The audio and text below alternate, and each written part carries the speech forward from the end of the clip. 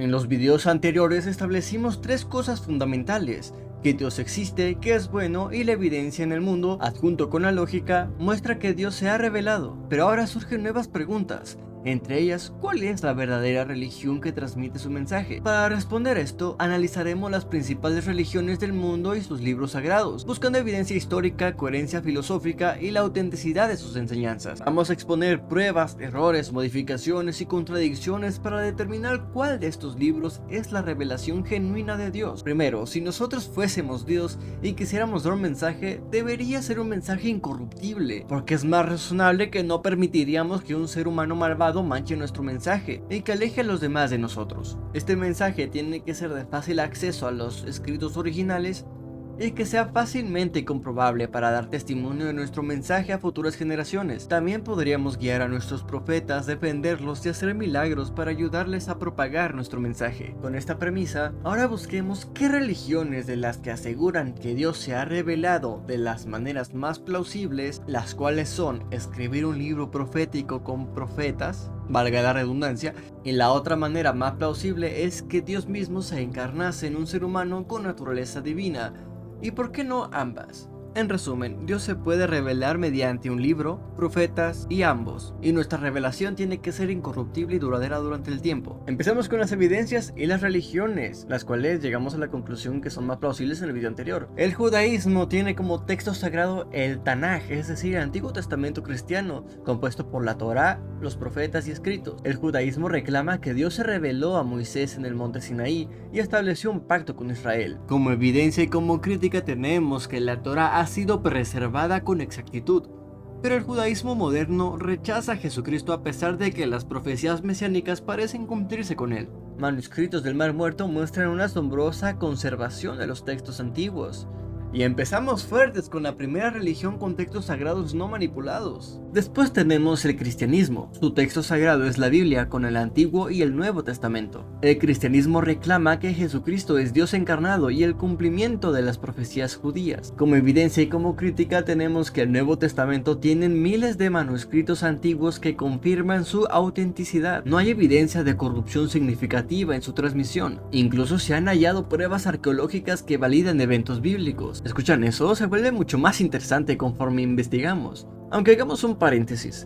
Sabemos que hay diferentes tipos de Biblias, unas poseen 66 libros, otras 73, incluso otra con 88 libros, como la Biblia ortodoxa etíope. Investiguemos qué ocurrió aquí, y cuál denominación cristiana sea la más plausible que sea la verdadera. ¿Cómo es posible que el libro de Dios tenga tantas variaciones? Si la Biblia es realmente la palabra de Dios, entonces debería ser sólida, perfecta y sin contradicciones. Analicemos su origen y cómo fue formada, qué evidencia histórica la respalda y por qué, al final, solo una de sus variaciones puede ser considerada auténtica. La Biblia no cayó del cielo ya formada, se compone de escritos que surgieron a lo largo de más de 1500 años, desde aproximadamente el año 1400 antes de Cristo hasta el año 100 después de Cristo. ¿Qué conforma el Antiguo Testamento exactamente? La historia de la Biblia empieza con el pueblo de Israel. Moisés es considerado el primer autor sagrado, escribiendo la Torá o el Pentateuco, no sé cómo se pronuncia, que está compuesto por el Génesis, Éxodo, Levítico, Números y Deuteronomio, alrededor del año 1200 a 1400 a.C. Como dato tenemos la Septuaginta, la primera Biblia completa.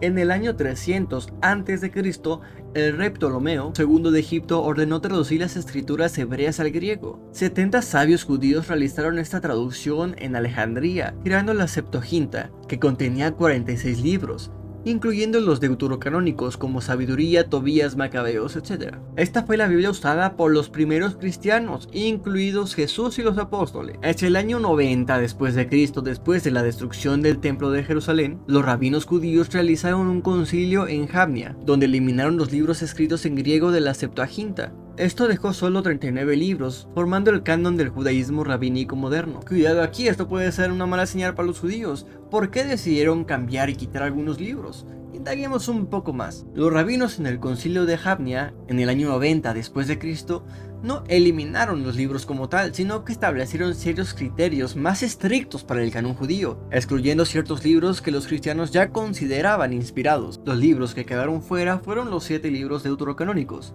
¿Pero por qué los eliminaron? Hay principalmente 4 puntos. No fueron escritos en hebreo, aunque algunos sí tenían versiones hebreas, como Sirácides y Tobías. Fueron escritos fuera de Israel, principalmente en Egipto, donde se usaba el griego. No eran aceptados por todos los grupos de judíos, como los saduceos, que solo aceptaban la Torá. Se usaban por los cristianos para defender doctrinas como la oración por los muertos, en el libro de Macabeos. Pero, ¿qué pasó aquí? ¿Dios se equivocó al hacer el canon, o el judaísmo no es un buen candidato para ser una religión verdadera? El canon antiguo no estaba cerrado en tiempos de Jesús. Los judíos estaban usando dos versiones principales: el canon hebreo, el protomasorético, que más tarde conformaría el canon judío moderno de 39 libros, la Septuaginta, la versión griega con los deuterocanónicos incluidos. Los apóstoles y la iglesia primitiva usaron la Septuaginta, lo que muestra que consideraban estos libros inspirados. Bueno, no es que Dios haya permitido que se equivocaran, ni tampoco que sea una religión falsa, sino más bien, al no ser un canon cerrado, técnicamente nunca se equivocaron. Sigamos buscando más sobre la Biblia. Entre el año 50 y el año 100 después de Cristo,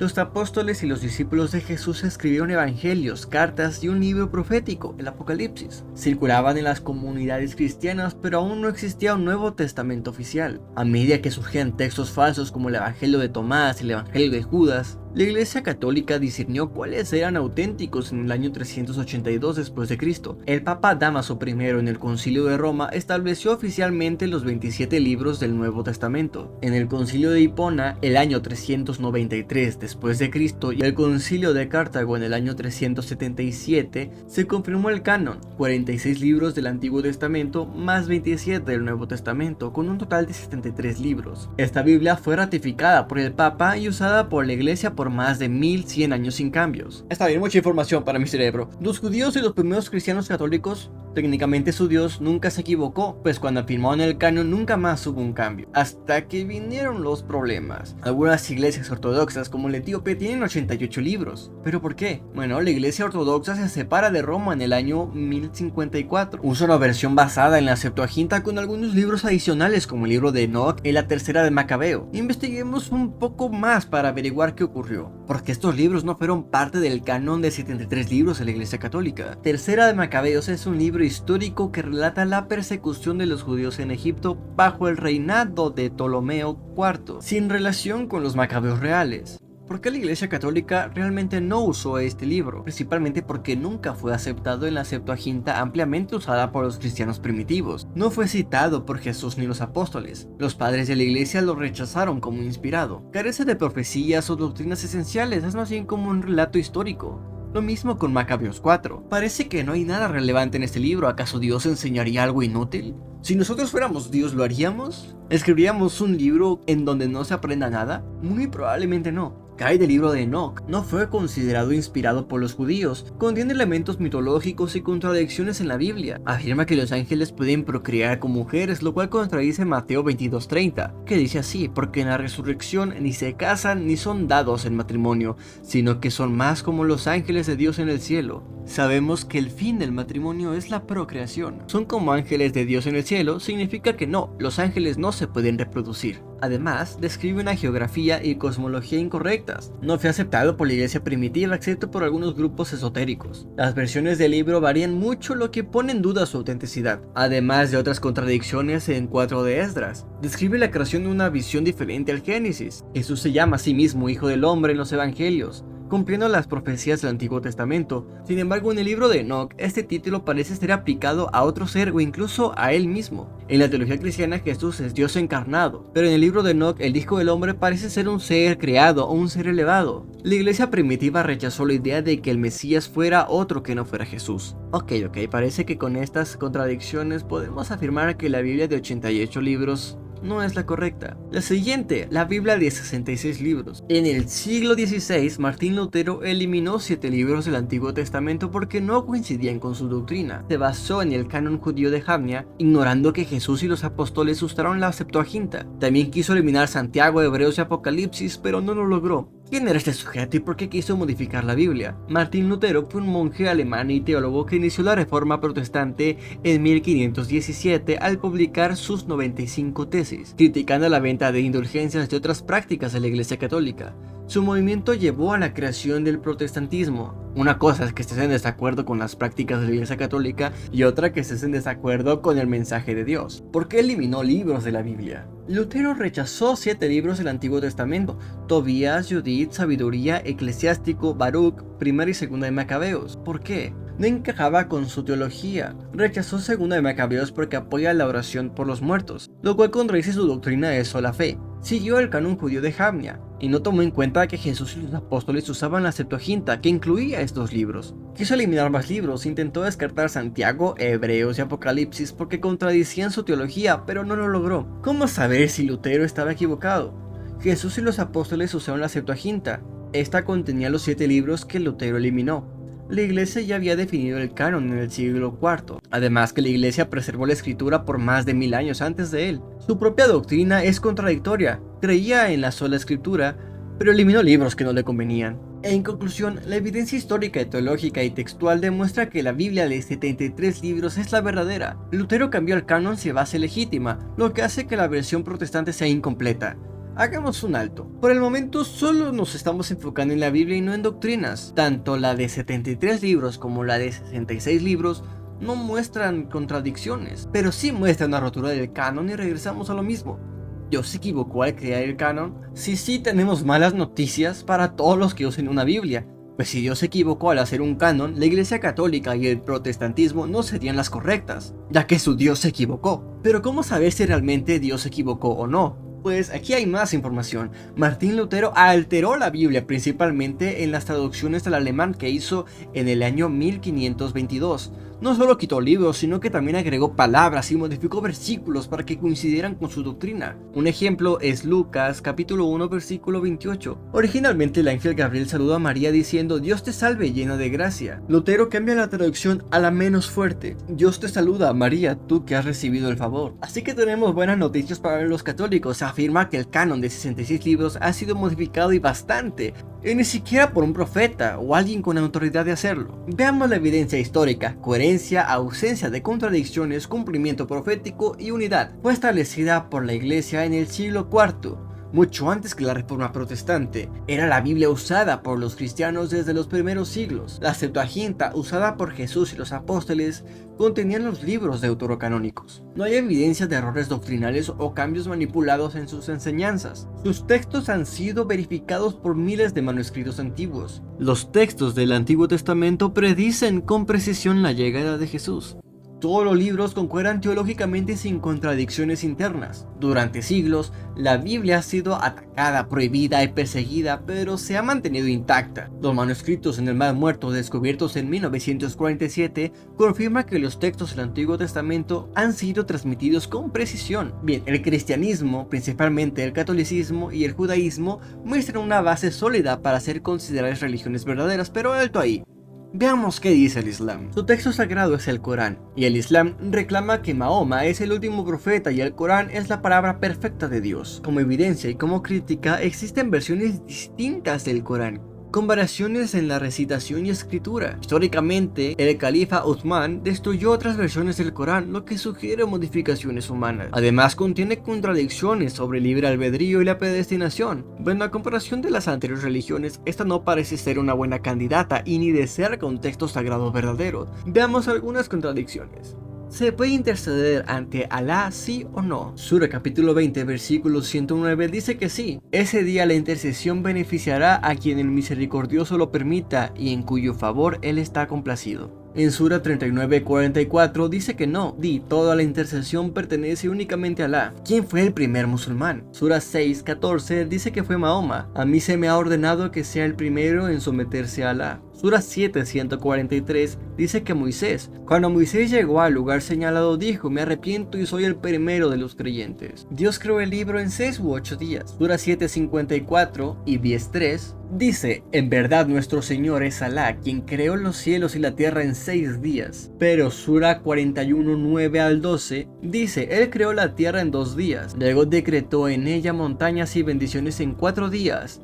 Luego creó los cielos en 2 días. lo cual da un total de 8 días. Un texto sagrado con estas características es más probable que no sea algo de un Dios perfecto, por ende la religión islámica tiene altas probabilidades de ser una falsa. Incluso contradice la historia afirmando que Jesús no fue crucificado, y sí, históricamente sí hay evidencia de que ocurrió. Siguiente religión, el bahaísmo. Texto sagrado, el Kitab y Aqdas y otros escritos de Baha'u'lláh, que no sé si se pronuncia así, y reclama que todas las religiones provienen de la misma fuente divina. Como evidencia y como crítica, no hay evidencias ni pruebas arqueológicas o manuscritos antiguos que respalden sus enseñanzas. Además se basa en sincretismo, lo que diluye la autenticidad de su mensaje. El sincretismo es la combinación de distintas teorías, actitudes u opiniones, pero no tiene una propia, lo cual ya empieza mal. ¿Cómo es posible que todas las religiones provengan de la misma fuente divina si hay tantas contradicciones entre ellas? Es una religión relativamente nueva, inició en el siglo XIX, se ha mantenido fiel y no parece manipulada, por ahora, pero sí tiene problemas como religión. El bahaísmo enseña que la doctrina de la revelación progresiva, según la cual Dios envía diferentes mensajeros como Moisés, Jesús, Mahoma, y luego este último, Baha'u'lláh, que revela su voluntad en etapas, pero de ser así, quiere decir que Moisés, Mahoma y Baha'u'lláh, que seguramente le hicieron bullying con ese nombre, deberían estar al unísono y no mostrar contradicción entre sí, pero así que no parece ser una religión verdadera. La siguiente religión tenemos el zoroastrismo, con el texto sagrado Avesta, y reclama que Zaratustra fue un profeta que reveló el camino a la verdad. Como evidencia y como crítica tenemos que los textos han sido alterados con el tiempo. Siguiendo la premisa del inicio del video, no, un texto sagrado real no debería cambiar jamás. Lo mismo ocurre con el hinduismo, los textos sagrados han sido alterados y manipulados con el tiempo. Budismo, bueno, tenemos un problema gigantesco, ya que no es una religión, no tiene tal cual un dios, es una filosofía. Asimismo, sus textos sagrados pueden tener diferentes interpretaciones. Bueno, ¿qué tenemos aquí? Las únicas religiones, o al menos sus textos sagrados plausibles, son dos: el judaísmo y el cristianismo, la Torá y la Biblia de 73 libros. De acuerdo, veamos las similitudes. Dado que el catolicismo surge como el cumplimiento del judaísmo según las enseñanzas cristianas, hay varias similitudes. Creen en un solo Dios, creen en el Antiguo Testamento, en la ética moral y compartida, la oración y culto litúrgico, la esperanza en un Mesías, concepto de una comunidad del pueblo de Dios y la valoración de la tradición oral y escrita. Veamos las diferencias doctrinales ahora sí. Para los judíos Dios es solo uno, estricto, un Dios indivisible.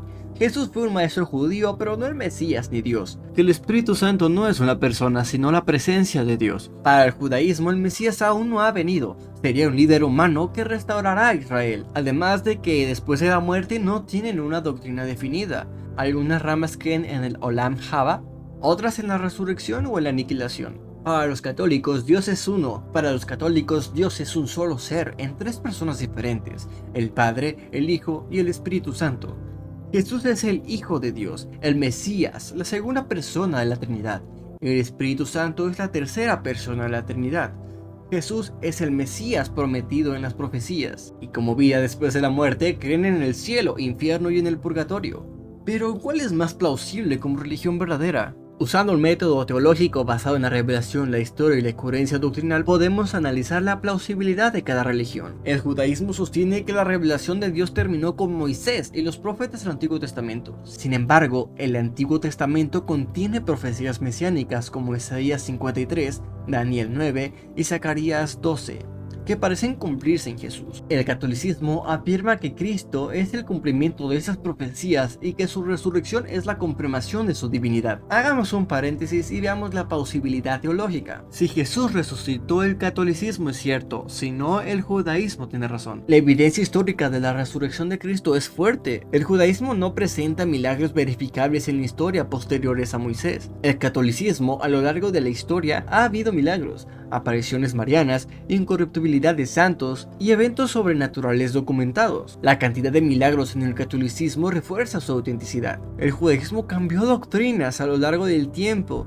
rechazando la Septuaginta y eliminando libros después del Concilio de Jamnia. El catolicismo mantiene su doctrina central desde el siglo I, sin eliminar libros del canon. Ahora veamos la plausibilidad teológica. El catolicismo mantiene más coherencia doctrinal que el judaísmo rabínico. Basándonos en la revelación, la historia y la coherencia doctrinal, el catolicismo es más plausible que el judaísmo por las siguientes razones. Cumple las profecías mesiánicas del Antiguo Testamento.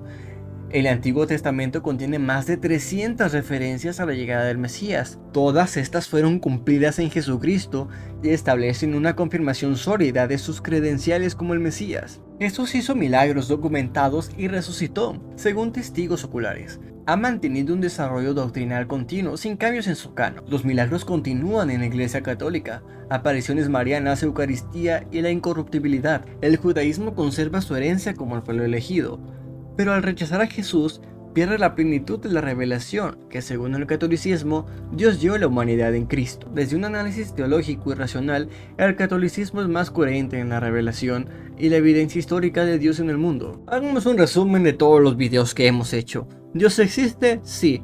¿Dios es un alguien? Sí. ¿Dios es bueno? Sí. ¿Dios se ha revelado? Sí. De todas las revelaciones y de todas las religiones, ¿cuál es más plausible de que sea real? Sí. Bueno, perdón, la revelación más plausible es la Biblia de 73 libros, ya que la de 66 libros ha sido modificada por Martín Lutero. Asimismo, Biblias con más libros empieza a haber incongruencias, contradicciones, y afirmar que la revelación verdadera tiene más de 73 libros implicaría que Dios se equivocó en su propio canon. Por ende, muestra un error en la premisa del video, de un Dios que no se equivoca y un mensaje incorruptible. Pero, ¿y ahora qué?